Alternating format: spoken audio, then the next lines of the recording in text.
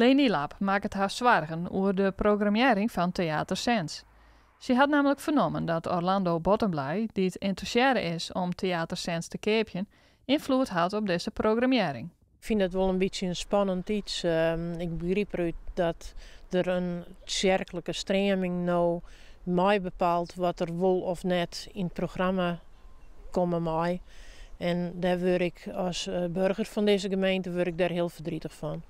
Ze vindt dat het een inperking is op het beleven van cultuur. Als iemand van een kerkelijke gemeenschap bepaalt wat er wel en net komen mij en dan zaken uitsluit, ja, dan ga je als gemeente stap achteruit. Dan ga je 40, 50 jaar te bek.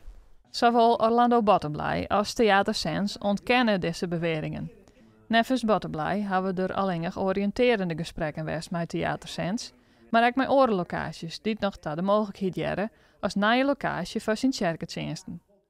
Theater Sens joeg gewoon dat alleen de theaterprogrammering keerstellen zonder invloed van oren.